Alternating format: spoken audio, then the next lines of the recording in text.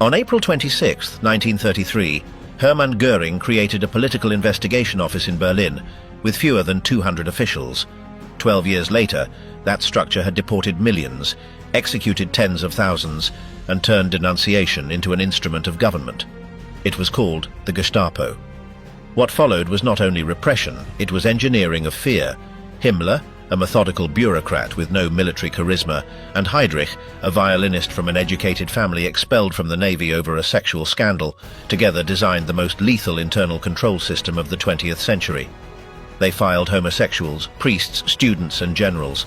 They infiltrated universities, churches, and the army itself. When the White Rose distributed leaflets in Munich, it took less than 48 hours to guillotine its authors. Adolf Eichmann organized the deportation of millions of people from an office in Vienna with the precision of a logistics manager.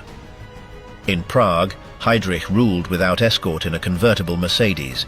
They killed him on a curve. This documentary traces the complete history of the Gestapo. From chaos to power, this is how the Gestapo emerges. The German state begins to transform from within without a visible coup, but with movements that alter its structure step by step. In this process, Franz von Papen dismisses regional governments and takes control of Prussia, a decision that allows him to directly intervene in the country's most important administrative apparatus. From that position, he facilitates financial backing from industrial sectors to Adolf Hitler, and the effect is quickly reflected in the July 1932 elections, where the National Socialist Party wins 230 seats and becomes the main parliamentary force. Instability does not fade. After further failed maneuvers, on January 30, 1933, President Paul von Hindenburg appoints Hitler as Reich Chancellor. That same night, Berlin becomes a carefully constructed stage. A torchlight march crosses the Brandenburg Gate while the SA and SS dominate the streets. No further explanation is needed. Power stops insinuating itself and begins to show itself openly. Less than a month later, on February 24, 1933, direct repression begins. The Prussian police carry out a raid on the headquarters of the Communist Party in Berlin. Hermann Göring announces the discovery of documents supposedly proving an insurrection. No verifiable evidence is presented, but that ceases to be relevant. Arrests begin immediately. During the night, trucks move through the city. Suspects are detained en masse. Militants, sympathizers, and also people with no political activity are taken from their homes and transferred to centers such as Columbia House. The operation is not only about capturing individuals, it establishes a logic of control that begins to spread across society. That mechanism takes on a decisive dimension on February 27, 1933, when the Reichstag burns. A witness sees a man with a torch inside the building. Minutes later, the fire spreads uncontrollably. Inside, police arrest Marinus van der Lubbe, who offers no resistance and states he acted as a protest. Göring immediately accuses the communists and presents the fire as the beginning of a revolution. Hitler turns the episode into a total justification. That same night, mass arrests begin in Berlin. The investigative phase is over. What follows is a widespread operation. Hours later, Hindenburg signs the decree for the protection of people and state. With this document, fundamental rights are suspended: personal liberty, expression, press, assembly, and privacy of communications. Police are authorized to act without legal restrictions, and the consequences become immediately visible. Prisons fill up and repression spreads rapidly across the country. In March 1933, elections are held under constant pressure. The SA and SS are present in streets and polling stations. The National Socialist Party wins 288 seats, and its allies add 52 more. The Communist Party, despite receiving millions of votes, does not take its seats. Its representatives have been arrested or excluded. On March 23rd, Parliament meets at the Kroll Opera House under armed surveillance. There, the Enabling Act is presented. Its scope is total. The government can legislate without Parliament and amend the Constitution. The approval obtained under pressure eliminates institutional balance. From then on, power is concentrated in Berlin, and the states lose autonomy. In parallel, Göring reorganizes the Prussian police using files containing detailed information on thousands of people to purge the system. Officials considered disloyal are replaced, and the police ceases to operate as a legal body and becomes a political tool. In this process, Rudolf Diels emerges, whose department becomes the core of the new repressive apparatus. On April 26, 1933, Göring formally creates the Gestapo, consolidating structures that now operate without legal limitations. Its function is defined from the start: to detect, monitor, and eliminate any threat to the regime. The system is already in motion, but its control is not yet settled. Throughout 1933, a silent internal dispute develops. Göring and Heinrich Himmler pursue the same goal: to fully dominate the state's secret police. At stake is not only administration, but the power to decide who watches, who arrests, and who is considered an enemy. Himmler, until then a secondary figure, observes the simultaneous growth of the Gestapo and the SS. Although he holds the title of Reichsführer, he considers his real position insufficient. His rise is not based on visible gestures, but on the accumulation of information and control of internal networks. To consolidate this strategy, he needs effective executors. At that point, Reinhard Heydrich appears.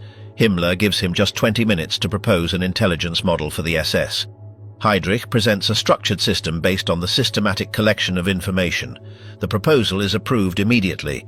From then on, the construction of a system centered on detailed files about individuals considered dangerous begins. From that work emerges the SS Security Service, the SD. Meanwhile, repression continues to expand and arrests multiply, saturating prisons. Himmler then introduces a new solution: detention centers such as Dachau. What begins as a place of confinement quickly becomes part of a broader system. The concept of protective custody appears, allowing arrests without judicial process and detention by administrative decision. With these tools consolidated, Himmler and Heydrich turn their attention to Berlin. Control of the Gestapo in Prussia is still in the hands of Göring and Diels, so the dispute intensifies through political pressure, rumors, and internal maneuvers.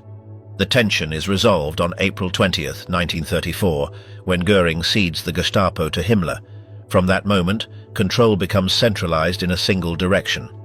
Himmler integrates the Gestapo, the SS, and the SD into a unified structure, creating a system that no longer responds to legal limits or institutional balances, but to a logic of total surveillance and repression. Bloody night, the SS eliminate all internal opposition.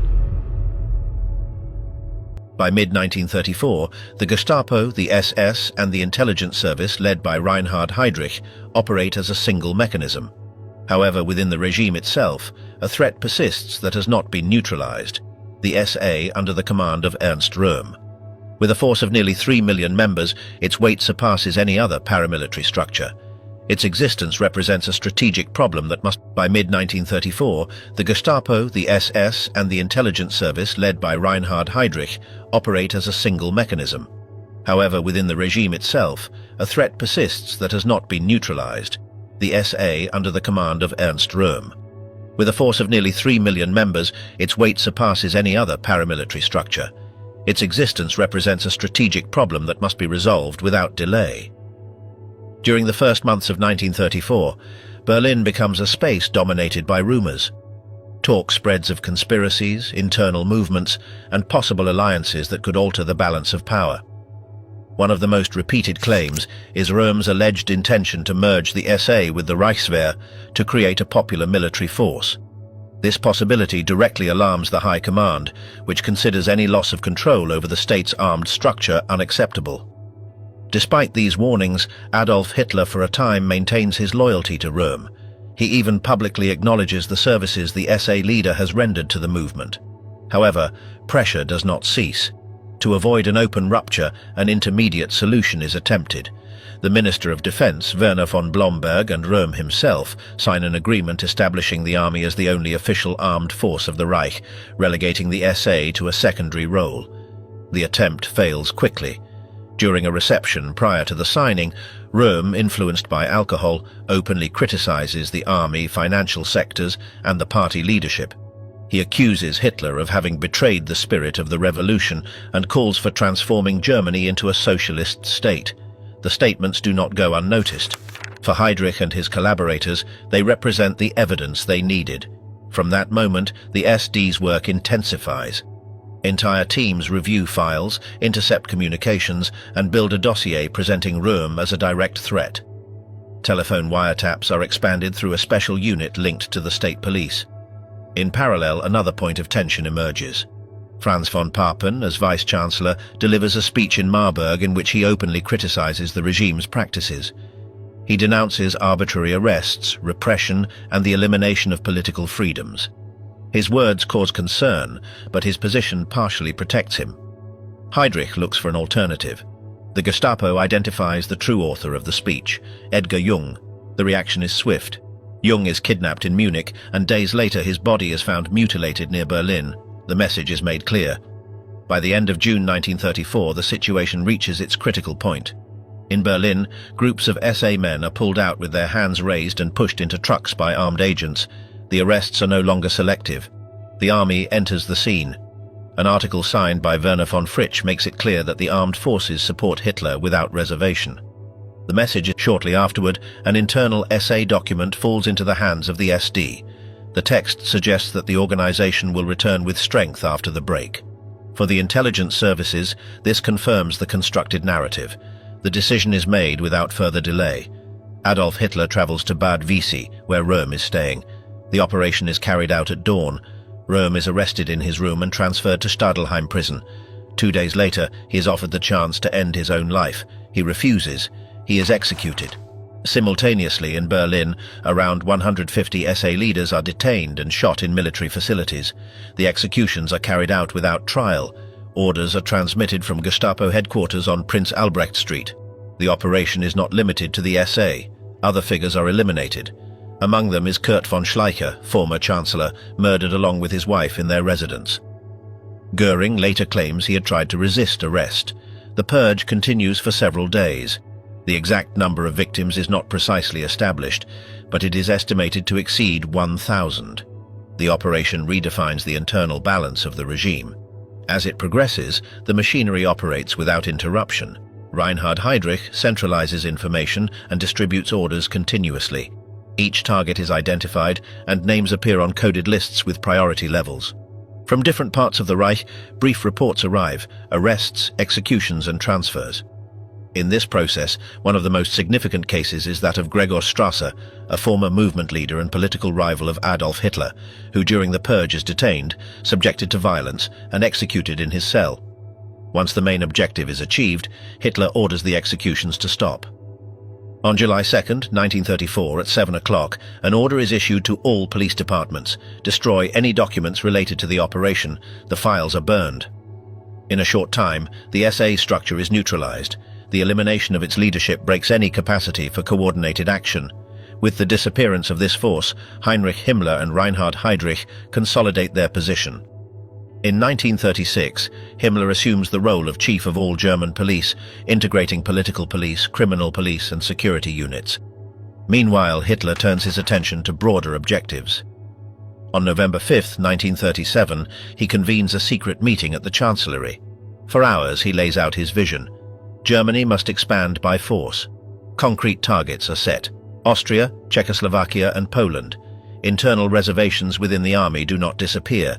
Figures such as Werner von Blomberg and Werner von Fritsch express concern. Heydrich identifies the opportunity to eliminate them. The process begins in January 1938. Blomberg's marriage to Erna Grun is used to force his resignation through compromising information. In parallel, a case is constructed against von Fritsch, accused of homosexual conduct. Although he is acquitted, his career is destroyed. With both removed, Hitler assumes supreme command of the armed forces. The Ministry of War is replaced by the High Command of the Wehrmacht. Political decisions translate into action. In March 1938, Germany annexes Austria. In October, it takes control of regions of Czechoslovakia. By 1939, the military machine is ready. In parallel, Heydrich's apparatus develops operations outside Germany.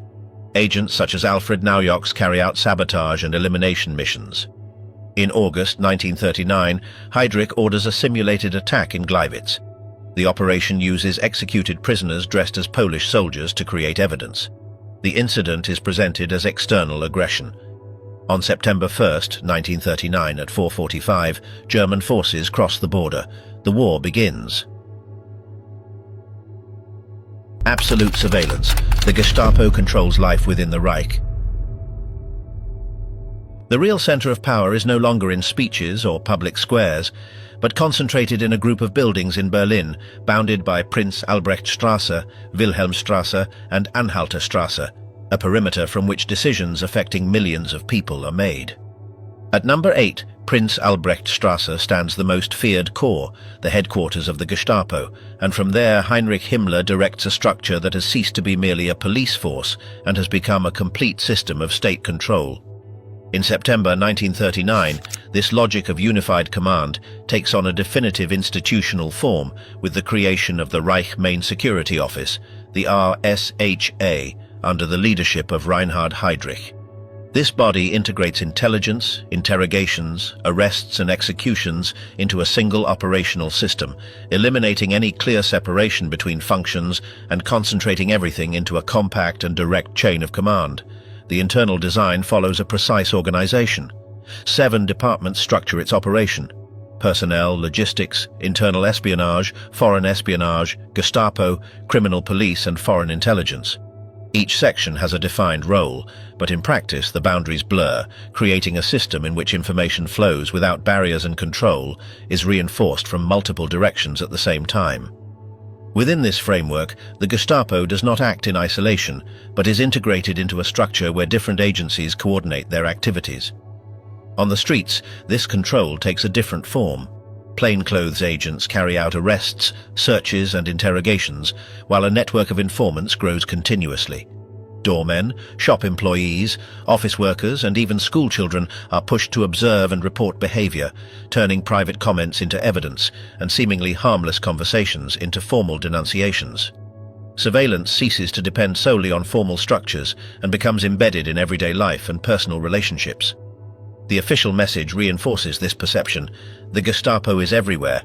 Operationally, this is not entirely true, but the psychological effect is sufficient. Fear fills the spaces where physical presence does not reach, and the population comes to assume that any word may be heard, which alters behavior, reduces expression and even conditions thoughts. In this context, minimal mechanisms of escape emerge. Jokes circulate in whispers, known as whispered jokes, small cracks in a system that seeks to control everything. One of them summarizes the situation precisely: in the future, teeth will be pulled through the nose because no one dares to open their mouth. Humor functions as relief, but it also reveals the extent to which fear has penetrated society. Meanwhile, Heydrich promotes new initiatives that expand the reach of control. He proposes the creation of a weekly publication under SS supervision, which begins with a small team and quickly grows to a circulation of 189,317 copies per week within 2 years, a figure that during the war will reach 750,000. Its content includes scandals, denunciations and articles designed to attract attention, but its main function is more strategic: to gather information. Readers are invited to send letters with criticism, and those who respond are identified. This data is passed to the Gestapo, which acts accordingly. The system also uses more direct methods.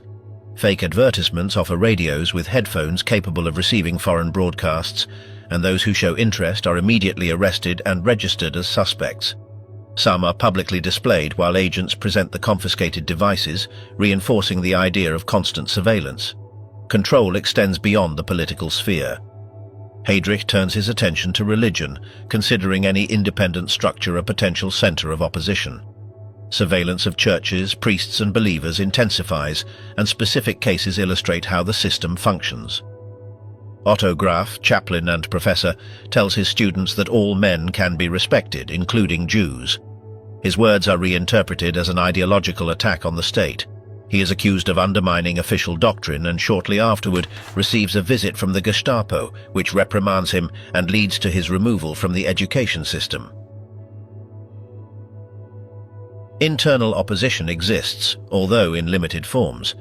In 1938, one of the most visible figures is Martin Niemöller, a former naval commander who had initially supported the regime. His break occurs when the state attempts to impose its authority over religion. Niemöller publicly denounces this interference, is arrested on July 1, 1937, spends months in prison, receives a formal sentence, and upon leaving the court is arrested again by the Gestapo. His fate is removed from the ordinary judicial system, and he is sent to concentration camps, where he remains for years. In his case, as in many others, the law no longer determines punishment. That decision passes to the security apparatus. Surveillance is also projected onto the military sphere. Heydrich maintains a tense relationship with army intelligence led by Wilhelm Canaris. Although there is formally a division of functions, in practice it is not respected. The Gestapo handles internal treason and military intelligence handles external espionage, but Heydrich expands his field of action and orders Canaris himself to be monitored. When indirect contacts with the Vatican are detected in 1939, a secret file is opened under the code name Black Chapel, allowing action against him at any time. Distrust becomes the norm. No one is exempt. Civilians, religious figures, and military personnel are subjected to the same system. From that point on, this control begins to be directed toward a specific objective: the systematic persecution of Jews. In the early months of the regime, a boycott of Jewish shops is decreed, and organized groups move through neighborhoods combining economic pressure with direct violence. Control expands rapidly. Reports detail commercial relationships considered unacceptable, identify actors, and allow administrative measures to be applied that shape behavior. The economic sphere is redefined as an ideological problem, and the response transforms entire social relationships. The balance is definitively broken in 1938. A coordinated operation raises the level of violence with the expulsion of 17,000 Jews of Polish origin to the border, where thousands are left trapped without resources. Among them is the Grispan family. On November 7th of that year, Herschel Grispan shoots diplomat Ernst vom Rath in Paris, who dies days later. The order is carried out without delay. The destruction of synagogues and Jewish property is ordered. Within hours, more than 100 temples are burned, dozens destroyed, and thousands of shops devastated. At the same time, mass arrests are carried out, affecting tens of thousands of people, combining violence, looting, and control.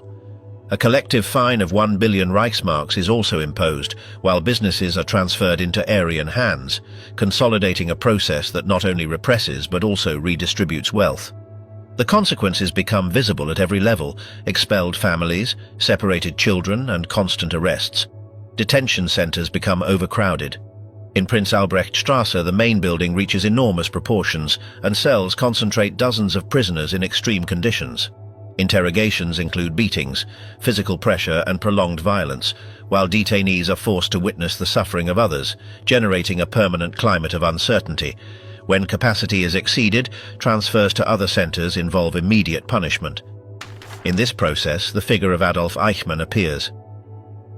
Born in 1906, he begins in minor positions but specializes in the Jewish question, studies social structures, learns languages, and integrates into the security apparatus. In 1937, he takes part in a mission to Palestine, and although it is unsuccessful, his profile is consolidated within the system. After the annexation of Austria in 1938, he establishes a central office for Jewish emigration in Vienna, from which he controls who can leave and under what conditions. The system allows departure for those with resources while increasing pressure on the rest. In a single operation, thousands are arrested and sent to different destinations, marking the beginning of an expansion that continues with the occupation of new territories. With the creation of the Protectorate of Bohemia and Moravia, the Gestapo establishes detention centers and reinforces its presence. In places such as the Petschek Palace in Prague, interrogations take place under extreme conditions, with detainees forced to stand for long periods. In parallel, special units begin to operate more actively within the territory. War and extermination, the system expands across Europe. War is no longer being prepared, it has begun. After consolidating internal control over the Reich and extending its dominance over Austria and Czechoslovakia, the regime enters a different phase, broader and more brutal. The Gestapo, the security service, and the special units accompanying the army begin operating in occupied territories with objectives defined before the military advance. Poland becomes the first stage of this design. Decisions taken in the weeks prior make it clear that this is not a temporary occupation, but a complete transformation of the territory aimed at dismantling its social and political structures. On October 18, 1939, the Chief of the General Staff, Franz Halder, records a key conversation with Eduard Wagner after meeting Adolf Hitler. The directive is unequivocal: Poland will not be rebuilt. Its intellectual elite must disappear as a governing class, and its population must remain in a state of permanent weakness. This line coincides with the program presented by Reinhard Heydrich on behalf of Heinrich Himmler, which defines concrete targets: Jews, intellectuals, clergy, and nobility. The first step consists of concentrating the Jewish population into enclosed urban areas. The fall of Poland is rapid and leaves the territory completely exposed to the German repressive apparatus. The regions incorporated into the Reich are subjected to Germanization policies, while the rest becomes part of the so-called general government under the authority of Hans Frank. From there, a model is structured that combines administration, direct violence, and social reorganization. Himmler interprets his mission in racial terms. Populations considered non-German must be expelled, reduced, or eliminated, and their lands handed over to settlers from the Reich. The entire state apparatus is reorganized around this objective. In the cities, repression translates into immediate measures. Jews are forced to organize councils that administer their communities under German orders. Identification armbands are imposed along with forced labor, movement restrictions, and minimal rations. Violence becomes part of everyday life. In Warsaw, the Gestapo gathers community leaders and announces the relocation of the entire Jewish population to a designated area. The zone is sealed with signs simulating sanitary measures, while hundreds of thousands of people are confined under extreme conditions. Ghettos spread rapidly. In Warsaw, nearly 500,000 people are trapped. In Łódź, more than 160,000. Walls, constant surveillance, and the threat of death turn these spaces into mass prisons. Over time, basic services disappear.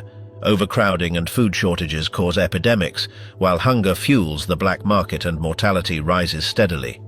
In 1942, Heinrich Himmler concludes that even this confinement is insufficient and orders the complete elimination of the Jewish population of Warsaw. Within months, more than 310,000 people are deported to extermination camps such as Treblinka. At the same time, any form of resistance or independent social structure is attacked. Under Hans Frank's authority, the AB action is launched, targeting the Polish intelligentsia. Professors, professionals, and public figures are arrested and tried in proceedings directly controlled by the Gestapo, with no defense or guarantees. Executions are immediate, with the aim of dismantling any form of organization within the occupied society. As international attention shifts westward, this model is adapted to other territories. In the Netherlands, control is concentrated under the command of Hans Albin Rauter, who unifies security structures. Measures against the Jewish population advance gradually. Economic restrictions, professional exclusion, property confiscation, and movement limitations. In Amsterdam, initial protests are met with the closure of neighborhoods, the creation of Jewish councils, and selective deportations that mark the beginning of a broader escalation. This dynamic intensifies rapidly. Mass arrests, raids, and deportations become routine practice. Measures cease to be gradual and are applied systematically, reducing any room for maneuver for the affected population. In Belgium, the system introduces tactical variations. Deception is used to identify and concentrate the Jewish population, offering supposedly safe transfers in exchange for money.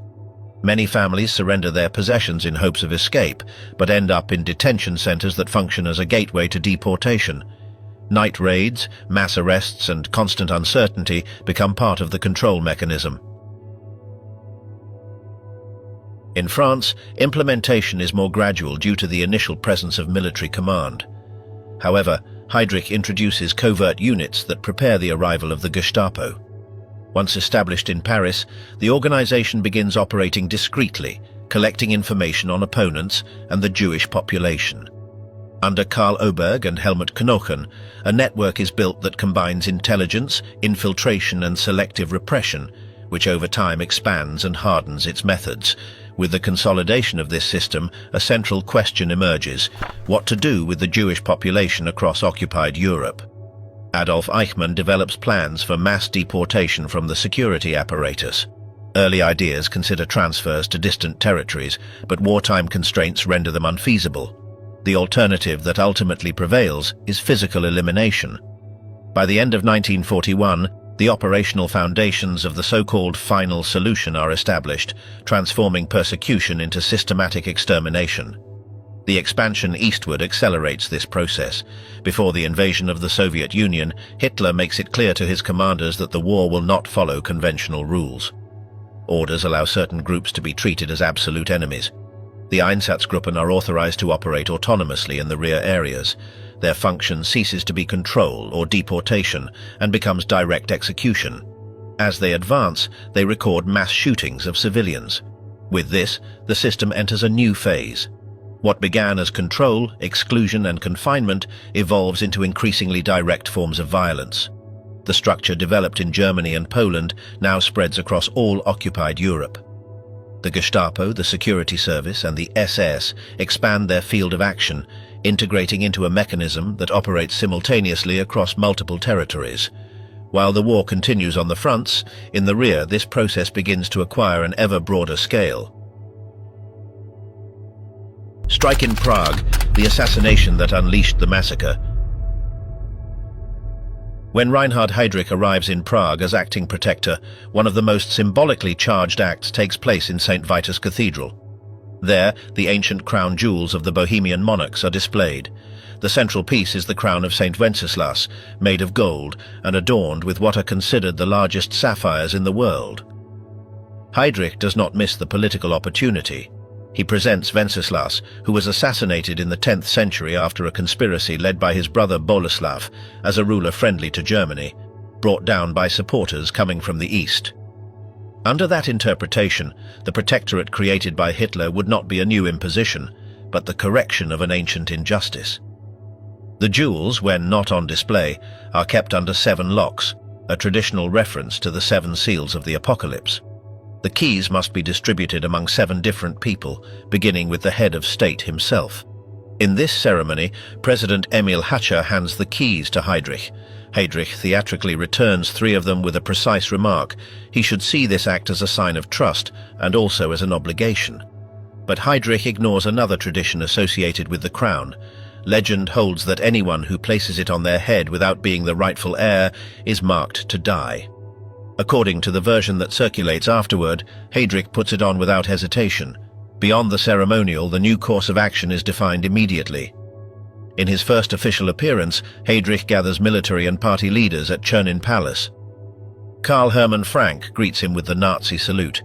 Taking notes is forbidden, but his secretary, placed out of sight, records the speech in shorthand. The text survives.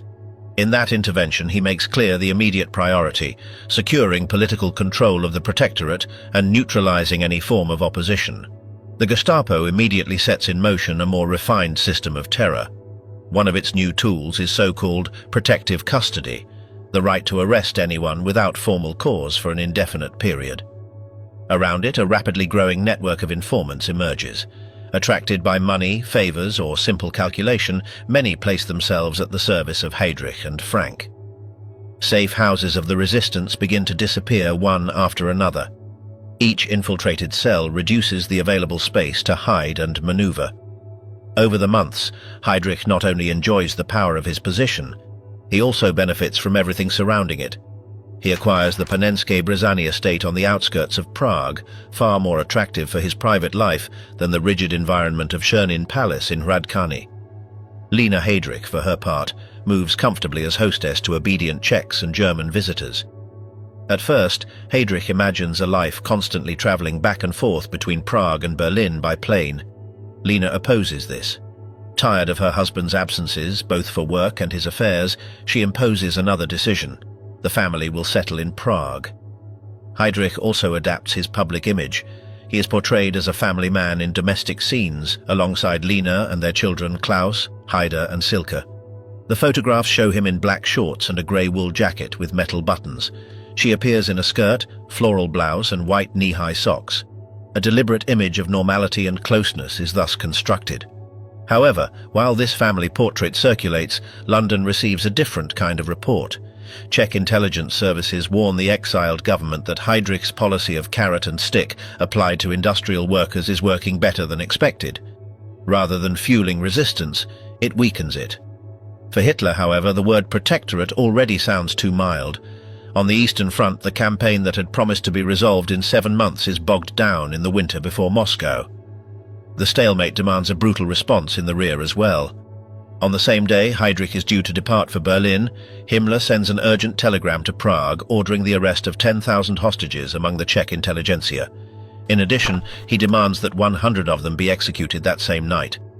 It is precisely in the face of decisions like this that the Czech government in exile activates its long-prepared plan to assassinate Heydrich in order to revive resistance. Within the clandestine circles in Prague itself, many are horrified. They fear that German retaliation will be unbearable and ask the British to suspend the operation. London refuses.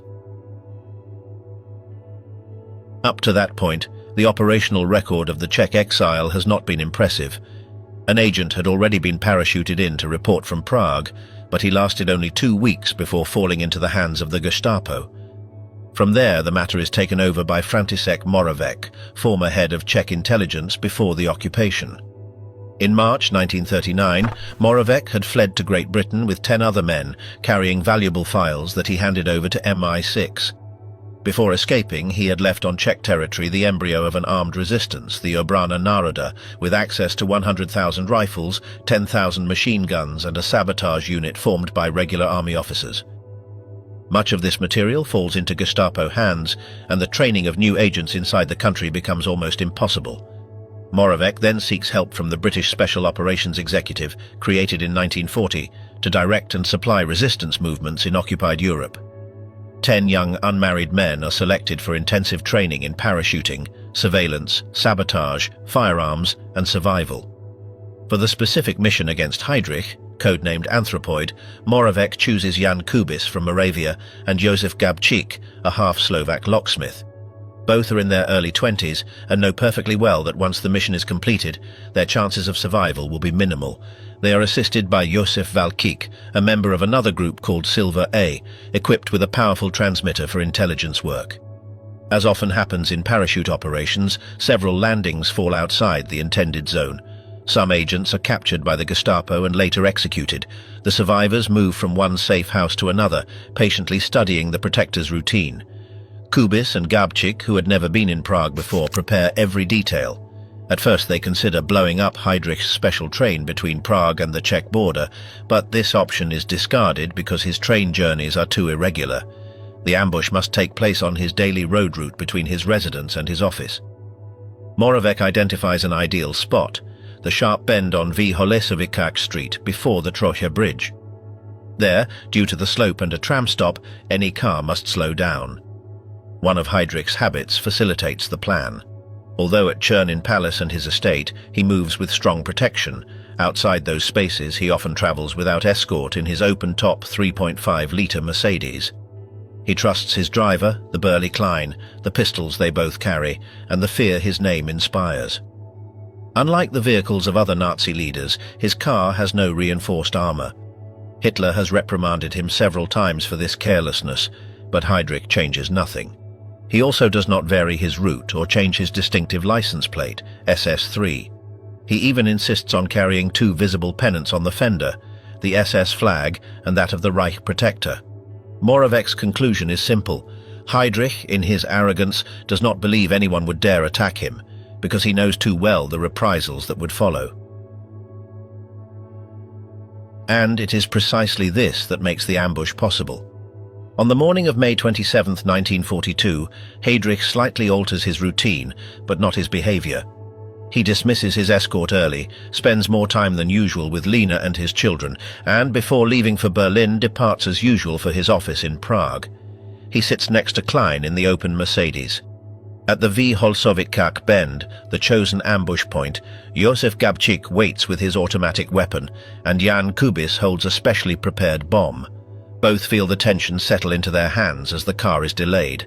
Then, at 10:32, Josef Valkík gives the agreed signal with a mirror as the vehicle approaches. Another observer, standing alone on the sidewalk, switches his newspaper from one arm to the other. That is the second signal. Kubis suddenly hears the approaching tram and realizes the coincidence will complicate everything, but there is no longer any room to withdraw. Gabčík has drawn the British-made Sten submachine gun and aims just as the Mercedes reaches his position. Kubis shouts, "Now!" Gabčík pulls the trigger. The weapon jams. Heydrich instantly perceives the threat. Had he ordered Klein to accelerate, he would probably have saved his life.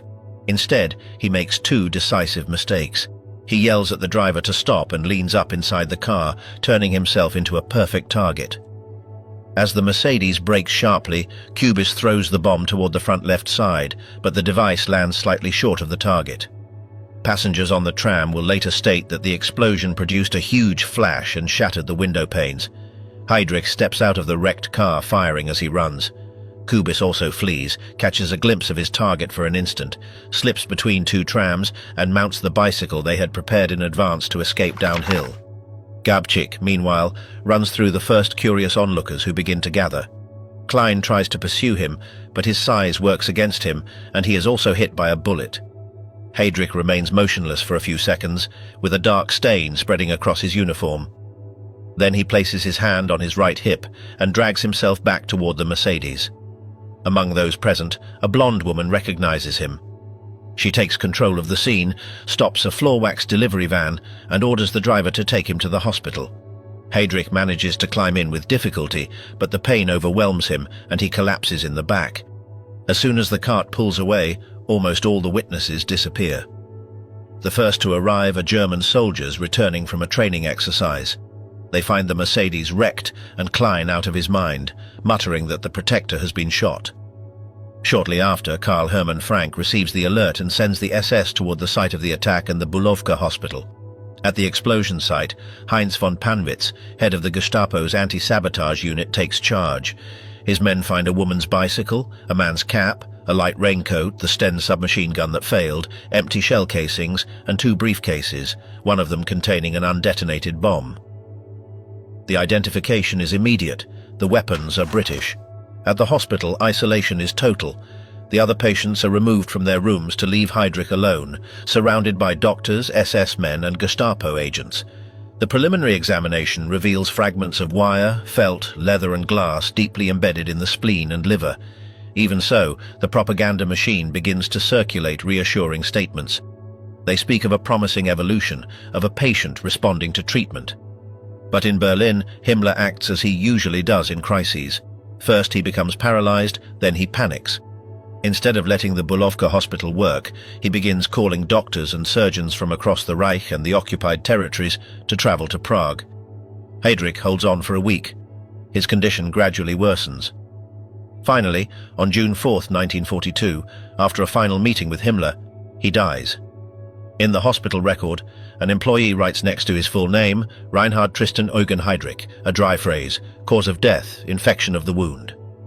The regime turns the farewell into a grand ceremony. For 2 days, the body remains on display while Reich newsreel cameras film without pause. Then the coffin, covered with Nazi symbols, crosses the Charles Bridge, leaves Prague, and is taken to Berlin. It first passes through the Central Security Headquarters, then the Reich Chancellery, and finally arrives at the Invaliden Cemetery. In London, the comment is blunt. One of the most dangerous men of the Third Reich has received a gangster's funeral. Reprisals begin immediately. The Gestapo carries out more than 13,000 arrests, and around 600 people are executed simply for illegal possession of weapons. The death penalty is applied to anyone who has shown even the slightest criticism of the regime. The best-known act of revenge is the destruction of Lidice, northwest of Prague. Karl Hermann Frank claims the village's inhabitants helped the paratroopers. That accusation is enough. All the men are murdered in a massacre that lasts 10 hours. The women are sent to the Ravensbrück camp. The children, except for a few considered racially suitable, are deported to die in gas chambers. 15 days later, another village, Lezaki, suffers a similar fate. There, the radio transmitter of a member of the Silver A group had been hidden, later located and destroyed. 9 houses around the mill are surrounded, the inhabitants expelled, the adults shot, and 13 children sent first to Prague and then to the Chelmno camp in Poland. As the operation expands, the perpetrators of the attack activate their first escape plan. They cross the river toward the new town and find refuge in the crypt of the Orthodox Church of St. Cyril and Methodius on Reslova Street. But every clandestine operation risks having a weak link, and Operation Anthropoid is no exception. One of the members of another group, Sergeant Karol Kurda, breaks the most basic rule.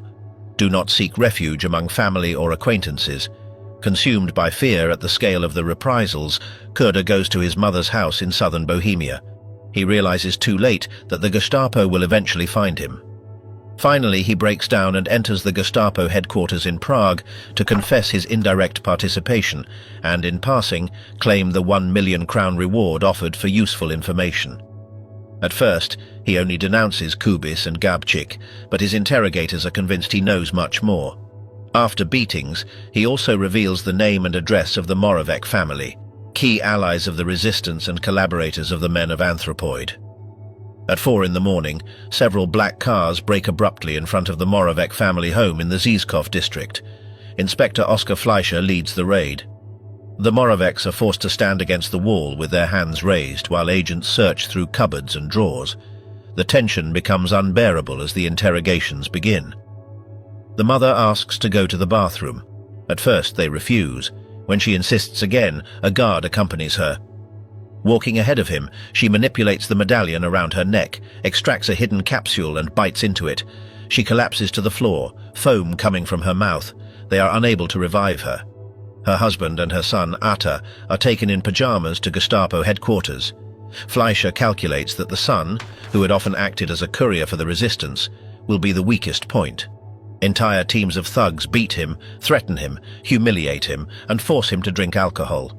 They also force him to repeatedly look at his mother's corpse. Finally, Atta breaks and reveals what he knows. Among those revelations is the hiding place in the church. The encirclement operation is massive. 19 officers, 740 non-commissioned officers and soldiers are deployed, all armed with rifles, grenades, and orders to capture the attackers alive for interrogation. Von Panwitz surrounds the area, enters the church, and is met by a half-asleep sacristan. His group advances toward the altar with weapons ready. Inside, the resistance fighters are divided between the upper nave and the crypt. They are few, but refuse to surrender. Even when Kurda, handcuffed, shouts at them to give up and says nothing will happen to them, they do not yield. The Gestapo deploys tear gas bombs. When these prove ineffective, firefighters are called to flood the crypt through a ventilation grate. Despite the rising water, the SS men who descend are met with gunfire. Karl Hermann Frank, impatient, overrides von Panwitz's caution and sends in his own SS combat unit. The Czechs continue fighting to the end. Some choose to take their own lives rather than be captured. Others attempt an immediate breakout. When the shooting finally stops, a detachment carefully enters the crypt. There is no response. Someone shouts a single word, "Finished." The bloodied bodies are brought out into view. Among them is Gabčík. Kubis, who had also swallowed a similar capsule, is taken still alive to the hospital, where he loses consciousness and dies. The identification of the corpses is carried out by Kurda himself, still handcuffed. Elsewhere in occupied Europe, the situation is no better for Germany. In 1942, the Wehrmacht has lost more than 1 million men on the Eastern Front, and Heinrich Himmler demands more recruits, not only for the Waffen-SS, but also for the security service and the Gestapo, which begin to feel the strain accumulated over years of repression and resistance. In France, the task of expanding control falls to Karl Albrecht Oberg, stationed in Paris at 57 Boulevard Lannes. From there he pressures the Vichy collaborationist government, and after the German occupation of the southern zone in November 1942, the presence of the Gestapo intensifies. A systematic hunt for clandestine transmitters is launched, and resistance networks begin to fall in Lyon, Marseille, and Toulouse. Hugo Geisler, based in Vichy, directs special command units deployed in the main military cities. In Clermont-Ferrand, the university-turned-refuge for dissidents becomes a resistance hub. The response is immediate. On November 25th, Gestapo and SD units launch a large-scale assault. They search for files, professors, students, any useful trace. In the attack, Professor Paul Colomb is killed, 2 students are wounded, and teenager Louis Blanchet is shot while trying to flee. The result is decisive. 86 deported to concentration camps, and by the end of the war, more than 2,000 people from the region executed or deported, in addition to numerous cases of torture and systematic violence. At the same time, resistance movements in the north and east begin to adapt and strike more precisely. In Norway, Henry Oliver Rinnan's infiltration of clandestine networks allows the Germans to capture 1,000 compatriots, many of them killed or tortured. In Televag, reprisals destroy 300 houses, wipe out livestock, and deport almost the entire male population. In Oslo, the Gestapo resorts to increasingly extreme interrogation methods. In Denmark, Rolf Gunther, sent by Adolf Eichmann, attempts to carry out the deportation of the Jewish community. However, on October 1st and 2nd, 1943, the raid partially fails. Only 472 people are captured. The majority managed to escape thanks to prior warning from Georg Duckwitz and the rapid mobilization of fishing boats that transport them to Sweden. In March 1945, the British Royal Air Force attacks Shellhus, the Gestapo headquarters in Copenhagen. The bombing destroys the building, but also mistakenly hits a school, killing 123 civilians, including 87 children. Among the rubble, a key discovery appears, a complete file containing the names of Gestapo collaborators later used in treason trials. In Poland, resistance never disappears. On November 1st, 1940, during Nazi-organized celebrations, the population responds in silence. Only at dusk do thousands move toward cemeteries and monuments. In Warsaw, the tomb of the unknown soldier is covered in flowers. For the Gestapo, that gesture is enough to trigger mass raids and arrests. Underground presses are seized and journalists executed. The main core of that opposition is the Home Army, led from 1943 by Tadeusz Komorowski. It organizes sabotage, document forgery, and targeted eliminations.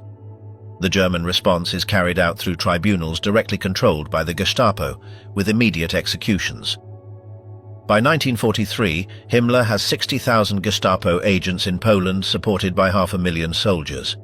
Even so, the system begins to show signs of fatigue. Repression continues, but it no longer faces only scattered resistance. For the first time, a closer threat emerges, embedded within the regime's own core. The Reich falls, betrayals, conspiracy, and final escape. In 1944, the most serious threat to Adolf Hitler no longer came only from the relentless advance of the Soviet Red Army. It was also growing within the highest levels of the regime itself. In Berlin, at the head of a shabby, dim office with books and magazines piled on unstable tables, Admiral Wilhelm Canaris worked. Those who knew him remarked that behind his frail and tired appearance was an extremely sharp mind. To visitors, he would often show a small bronze figurine of 3 monkeys, explaining that it summarized the creed of his profession: see everything, hear everything, and say nothing. He had served in naval intelligence during the First World War, and after the sinking of the cruiser Dresden, managed to return to Germany by evading British controls using a forged passport. His taste for intrigue, his slippery character, and his ease with languages brought him back into espionage. At first, he welcomed the arrival of the Nazis as a new dawn, and his intelligence work caught Hitler's attention, who wanted to equip Germany with an efficient system comparable to that of other European powers. This accelerated his rise. On January 2nd, 1935, he assumed leadership of the Abwehr. Outwardly, he appeared as an obedient and loyal servant, a reserved man absorbed in his work and constantly on the move. But there was another side to Canaris. He had confided to a colleague that Hitler and his entourage were nothing more than a band of criminals. He was also repulsed by the murder of Ernst Röhm, the massacre of the SA, and the shady maneuvers of the Fritsch-Blomberg affair. His stubborn loyalty to the new Germany increasingly coexisted with his contempt for the regime's methods. The choice of his subordinates reflected this contradiction and eventually turned foreign intelligence into a potential tool against the system itself. His chief of staff and deputy director, Colonel Hans Oster, made no secret of his hatred of National Socialism. A convinced Christian, elegant, proud, and deeply hostile to the world of the SS and the SD, he came to believe that Hitler had to be removed from power. As the war progressed and military disasters accumulated, that idea ceased to be merely a political opinion and became a moral duty. He knew this would only be possible with army support, so he began seeking allies. One of the best was Ludwig Beck, former chief of the General Staff, whose opposition to the invasion of Czechoslovakia had been absolute. Beck had warned that a war of that scale could drag Germany into a disaster it was unprepared for. No one listened, and he eventually resigned. The next move was to approach Karl Friedrich Goerdeler, mayor of Leipzig, an efficient administrator who had initially viewed some achievements of the new regime with sympathy, the restoration of national pride and apparent economic stabilization, but his distance from Nazism steadily grew until it became irreparable. The removal of Mendelssohn's statue and attempts to impose Nazi symbols in the city hall hastened his break. When he was pressured to accept the public humiliation of the city, Goerdeler reacted with fury, broke with the system and resigned. Later, under professional cover at Robert Bosch's firm, he was able to travel abroad while discreetly warning about the danger Germany represented. Within the Reich, their maneuvers became increasingly risky. The most delicate breakthrough came when they managed to recruit a source within Prince Albrechtstrasse itself, the heart of the terror apparatus. Arthur Neber, head of the criminal police, was cautious about what he delivered, but what he provided was highly valuable. Information on installations, covert residences, and support points used by the Gestapo in Berlin. Another important collaborator was Hans Bernd Gisevius, a former lawyer at the Prussian Interior Ministry, witness to the Röhm Purge and knowledgeable about police abuses introduced by the Gestapo from the regime's earliest years. Both helped compile a target list of SD and SS sites that would need to be seized in Berlin to overthrow Hitler. These were not just names on paper. They were the nerve centers of terror, places from which surveillance, arrests, interrogations and repression were coordinated. But it soon became clear that without the army, no coup was possible. That was precisely one of the greatest problems: how to attract senior officers who preferred to cling to military duty and avoid what they considered politics. Many still believed that conspiring against the head of state amounted to treason, even when that same state had already been hijacked by the SS. That is why the support of Erwin von Witzleben was so important, a hardened professional and extremely popular among the troops. His prestige could draw others in. The coup plan that gradually took shape consisted of spreading the rumor that Himmler was preparing to replace the Wehrmacht with his SS. Under that pretext, von Witzleben and his supporters would place Hitler and Göring under protective custody, claiming that Himmler's maneuver put them in grave danger. Then would come the arrests of Himmler and Heydrich, and only once the army controlled the situation would the true purpose of the operation be revealed. It was a complex, almost theatrical plan, designed to use against the regime the same techniques of deception, manipulation, and rapid execution that the Gestapo and SS had perfected over years. But everything collapsed when the imminent invasion of Czechoslovakia was announced, and almost simultaneously, Neville Chamberlain flew to Germany in search of an agreement with Hitler. The news was received with relief by a large part of the German population, who feared another war but remained fascinated by the Führer's diplomatic victories. The conspirators realized that if Hitler achieved a diplomatic triumph, support for an uprising would evaporate. And that is exactly what happened. After the meetings in Berchtesgaden, Bad Godesberg and Munich, Hitler obtained everything he wanted without firing a single shot. At von Witzleben's house, the conspirators burned their plans. Only Oster kept his draft, mistakenly storing it in the Abwehr safe. As feared, when Hitler appeared to be achieving early victories, many of the less committed supporters dropped out. The original plan had been to arrest him and put him on trial. But by early 1943, as the war dragged on and the Eastern Front worsened, the conclusion changed. Hitler was leading the country toward annihilation. A clean exit or legal restoration of order no longer seemed possible. The regime's logic and the violence sustaining it had closed almost all doors. The first serious attempt was the Smolensk assassination plot, also called Operation Flash. It was prepared between January and February and relied on a new conspiratorial corps formed after setbacks in Russia. Key figures included Friedrich Olbricht, Henning von Treschow, and Fabian von Schlabrendorf. Canaris knew what was being prepared, though he chose to remain personally detached. In Smolensk, plans were made to lure Hitler there, eliminate him, and open the way for an uprising in Berlin. By then, Hitler had become deeply distrustful of his generals and rarely left the Wolfschanze. After several cancellations, he agreed to travel to Smolensk on March 13, 1943. Everything was left to Treschow and Schlabrendorf, with bombs supplied by the Abwehr. The plan was to place them on Hitler's plane for the return flight. Schlabrendorf wrapped the explosive to resemble a cognac package and managed to have it loaded on board under the pretext of a personal gift.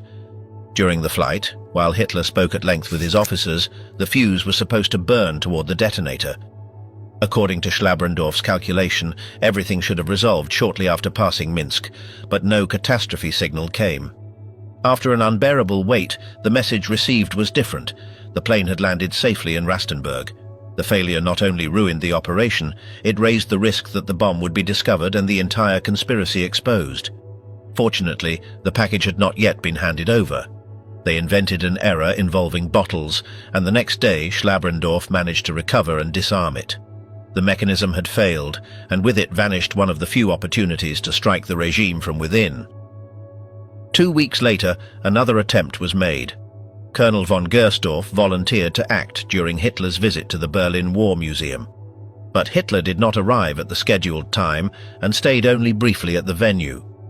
Von Gersdorf also noticed that the place was full of Gestapo agents. That was precisely what made each attempt almost impossible. Hitler lived surrounded not only by bodyguards, but by an entire ecosystem of surveillance, informants, and overlapping controls. For the moment, the resistance born within the Abwehr, made up of older men burdened by past inhibitions, had to wait for another opportunity. However, outside that circle existed another nucleus of opposition that did not suffer the same hesitation. Among those young people were Hans and Sophie Scholl. Hans had joined the Hitler Youth, like so many boys of his generation, first seduced by its aesthetics, discipline, and the promise of belonging to something great. But disillusionment gradually pushed him away. The elimination of individual freedom, the ban on traditional youth organizations, and Gestapo raids on homes and circles of friends eventually broke his ties with the regime. Surveillance of the Scholl family increased. Their father, Robert Scholl, had also suffered under pressure from the system, and these experiences left a deep mark on Hans and Sophie. After a period of military service, he was able to study medicine in Munich, where he met Kurt Huber and other students who shared his indignation. At night, they began drafting leaflets. At first, they were cautious, full of moral and cultural references. Later, the tone hardened. That small dissident group eventually became the White Rose. The Gestapo collected their pamphlets within hours of their appearance. At first, Heinrich Müller considered them a minor nuisance. It did not seem reasonable to launch a large operation over a few scattered sheets in a university, but the alarm grew when they began to circulate in Hamburg, Bonn, Freiburg, and Heidelberg as well. Young Gestapo agents were sent to pose as students, although much of that effort proved useless. In reality, the distribution was carried out by Hans, Sophie, and a handful of friends, who even traveled to other cities, sending hundreds of pamphlets by post and distributing many more in the dark streets of Munich. The strength of the group was not in its numbers, but in something more dangerous for the regime. It showed that there were still German youths capable of looking at the Gestapo, the party, and the war, and saying no. In January 1943, as the distribution of leaflets and slogans painted on walls continued, Himmler intervened personally. Shortly afterward came the news of Stalingrad. A disaster of that scale could no longer be concealed. Morale collapsed, and many people began to question the human cost of the Russian campaign. SD reports acknowledged that rumors of opposition were spreading, and that, unlike in the early years of the war, not everyone immediately discarded subversive pamphlets. Some read them, others kept them, and others shared them in whispers. The White Rose quickly perceived this shift in atmosphere and responded by printing thousands of new leaflets to leave across the University of Munich campus. Some texts accused Hitler and Goebbels of sending thousands to their deaths and called for a struggle against the National Socialist state of terror. A few days later, at dawn, Hans and Sophie returned to the university with new leaflets written by Huber. They placed them on doors and in classrooms, and the rest they threw from the upper floor of the main hall. Without being seen by them, the janitor Jacob Schmid observed Sophie and raised the alarm. All exits were sealed, and their arrest was immediate. The two siblings were taken to Gestapo headquarters, where they were held in separate cells. At first, they resisted interrogation well and denied all involvement, but they were soon shown brushes, stencils, and duplication equipment confiscated from their homes. Hans understood that denial no longer worked and admitted their activity, trying to take sole responsibility. With Sophie, interrogator Egon Mohr used a more refined method. He spoke to her gently, suggesting she might have acted out of stupidity rather than malice. Sophie did not yield and stated that she would do the same again if given the chance. That same night, Christoph Probst was also arrested. All three were charged with high treason. No one was under any illusion about the outcome of the trial. The judge was Roland Freisler, president of the People's Court, specialized in harassing and crushing defendants. The court did not seek justice but predetermined verdicts. Freisler issued death sentences for Hans Scholl, Sophie Scholl, and Christoph Probst. The Gestapo removed them from the court and took them to Stadelheim prison. Their parents were briefly allowed to see Hans and Sophie. That same afternoon, the Munich newspaper was already publishing the news. The text had been composed while the proceedings were still ongoing. The Gestapo continued pursuing the remaining members of the White Rose. Kurt Huber was among those arrested and was also executed the following April. With that, the anti-Nazi student movement reached its end. Repression had succeeded in crushing visible opposition within Germany. But while the Gestapo tightened its grip on students, military officers and conspirators, the Third Reich was beginning to fracture from within. The war was entering its final phase, and with it began the collapse of the system that had sustained terror. As the war became irreversible for Germany, Heinrich Himmler's power base did not diminish. It grew. After the failed assassination attempt on Hitler, the SS chief became the second most powerful man in the Reich. As commander-in-chief of the reserve army, he reduced the old general staff and its entire command structure to near total humiliation. From then on, they were fully subordinated to the SS, which also controlled the training, formation, and political indoctrination of new units. Searching for men where almost none remained, he improvised new divisions to wage what he called a secret people's war. In that context, he issued brutal orders to prevent any retreat on the front, to stop anyone who yielded ground, drag them back to the lines, and turn discipline into pure terror. The impotence of the High Command was exposed in Warsaw when Bor Komorowski led 35,000 Polish partisans against the German occupation forces. There, command did not lie with the Wehrmacht but with Erich von dem Bach-Zelewski, hardened in the Einsatzgruppen.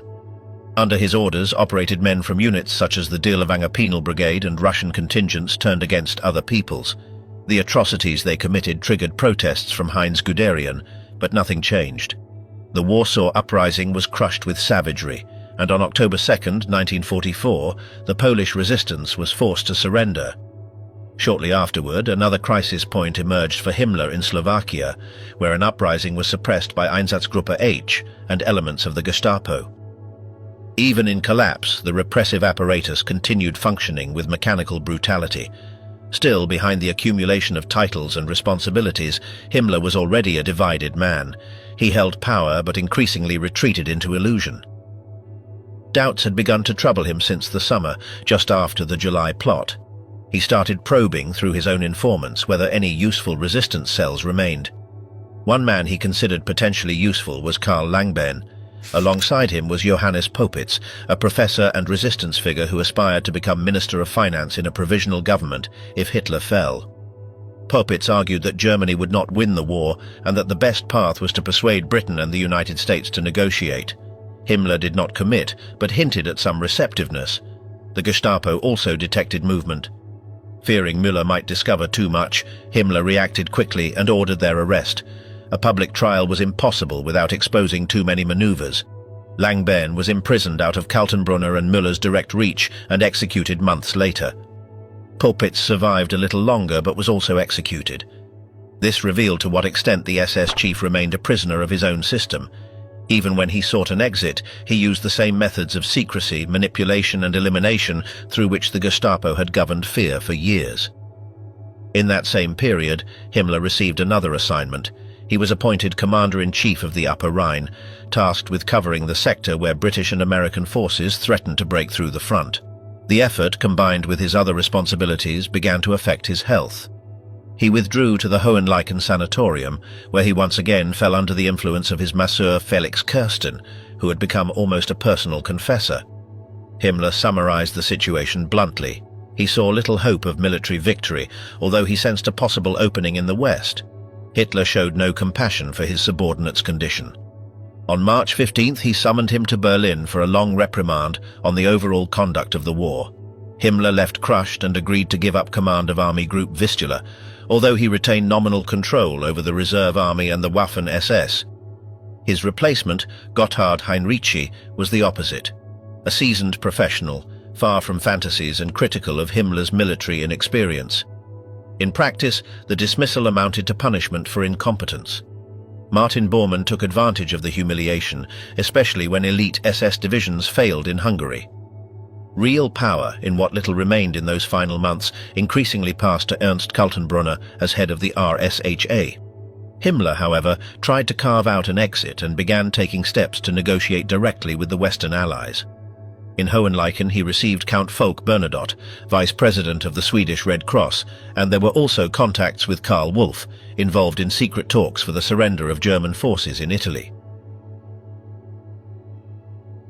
Through these contacts he attempted to reach Eisenhower using Bernadotte as intermediary, but Churchill and Roosevelt rejected any proposal. They would accept only unconditional surrender of Germany. Himmler, with a mix of vanity and lack of realism, never fully understood that after Hitler he was probably the most hated man in the Reich, and that no one would negotiate with him on that level. Hitler had returned to Berlin on January 16th. The streets were blocked by mountains of rubble, and buildings were ruins under Allied bombing. As the attacks intensified, he decided to descend to his last headquarters, a two-level bunker deeply buried underground, isolated from the outside world by concrete corridors, heavy doors, and increasingly unbreathable air. There, in that space of confinement and stale atmosphere, he received two decisive blows. The first came on April 23rd from Berchtesgaden. Hermann Göring, recalling earlier decrees naming him successor in case of the Führer's incapacity or death, sent a telegram asking whether he should immediately assume leadership of the Reich. He added that if he received no response by 10 p.m., he would assume Hitler had lost the capacity to decide and would act in the interest of the people and the fatherland. Göring, like Himmler, was already attempting to open a channel toward Eisenhower to negotiate, but he miscalculated. Hitler responded in fury. What he had done deserved death, although in consideration of his past services, he would be allowed to avoid trial if he voluntarily renounced all his positions. Göring accepted immediately and was placed under house arrest. The second blow for Hitler was even worse. Himmler's attempts to negotiate with the Allies were leaked to Reuters, passed to Radio Stockholm, and from there into the Reich. Martin Bormann ensured that the news reached the bunker. Hitler erupted in fury, shaking the message and shouting that his old comrade, the faithful Heinrich, had betrayed him. By then, he was already a shadow of himself, walking hunched over, dragging his feet, his face hollowed out and his hair grey. He could barely write, and an aide forged his signature. Even so, he ordered Field Marshal Robert Ritter von Greim to fly to Berlin to replace Göring at the head of the Luftwaffe. In the early hours of April 29th, Hitler married Eva Braun. He then dictated his political testament and ordered the arrest of Himmler and Göring as traitors. Before disappearing, he launched a final attack on the army, accusing it of having betrayed his trust throughout the war. He appointed Grand Admiral Karl Dönitz President, Minister of War, and Supreme Commander of the Armed Forces. Then, in a grotesque gesture, the newlyweds held an improvised wedding reception. Glasses of champagne were raised, and Hitler spoke of the splendor of past times. After saying their farewells, they withdrew. Shortly afterward, in the bunker, the end arrived. While Soviet grenades continued to fall in the garden of the Chancellery, the bodies were taken out and burned. Dönitz was in Plön, between Lübeck and Kiel.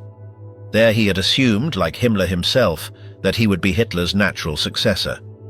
It was not until the afternoon of April 30th that he received the signal from Berlin informing him of his appointment. Himmler, already an inconvenient presence, continued to linger around Plön, clinging to his Mercedes and SS escorts, as if he still held authority. On May 1st, it was Goebbels who ended all doubt. He informed Dönitz that Hitler was dead and announced the composition of the new government, where the position of Reichsführer SS passed to Karl Hanke. That same day, there was even an absurd scene involving Léon de Grelle, who proposed that Himmler form some kind of resistance group. There was no real force left to offer. With Goebbels' confirmation, Himmler was finished. May 1st marked the beginning of Germany's surrender. 2 days later, without consulting him, Dönitz began preparing his capitulation to Montgomery. Himmler still tried to maintain the illusion of establishing a reformed Nazi administration in Schleswig-Holstein that would negotiate with the Allies as if it were a sovereign government. On May 6th, Dönitz sent him a decisive letter. He dismissed his help and considered all his positions abolished. In practice, Himmler's entourage began to disappear. With only 2 loyal companions and a reduced convoy, he wandered through the north without a clear plan, with the vague idea of heading south and contacting the Americans.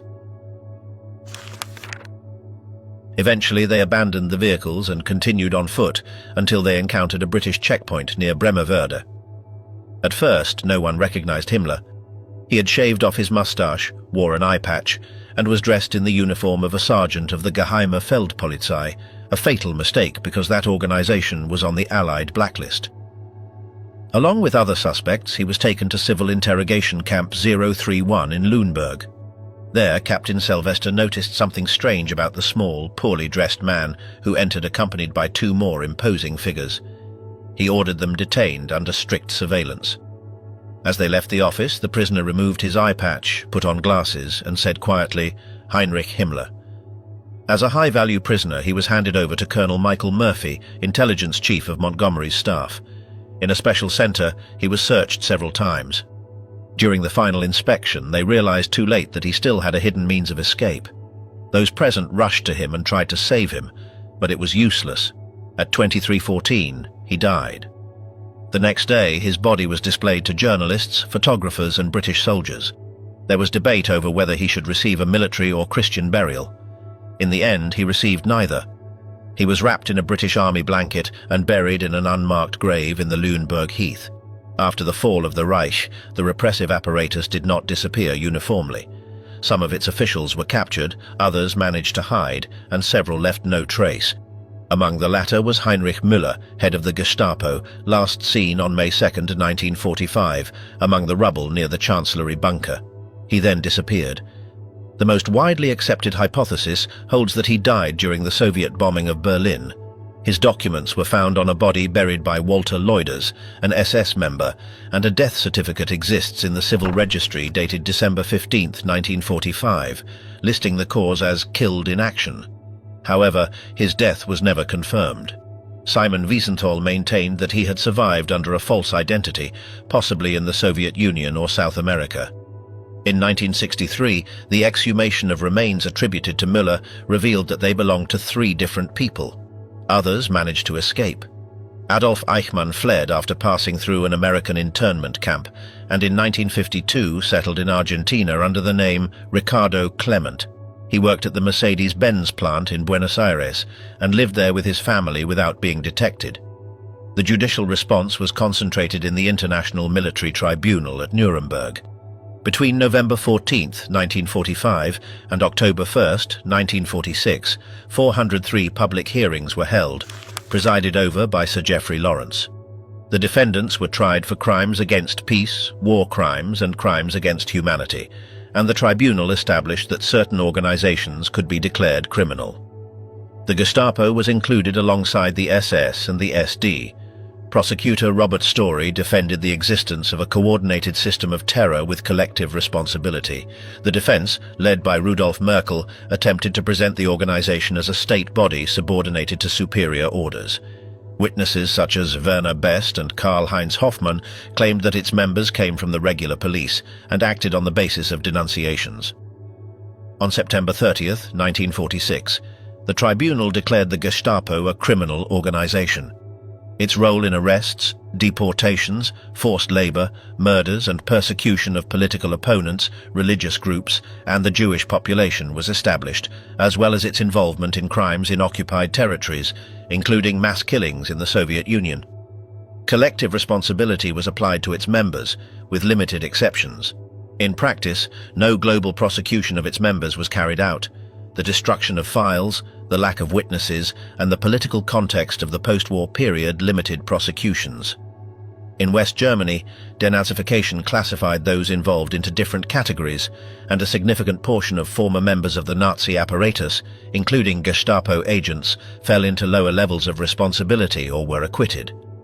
Through rehabilitation mechanisms, many former officials regained public employment or pensions. Thus, although some responsible figures were tried, a significant part of the repressive apparatus survived the military defeat and continued its trajectory into the post-war period.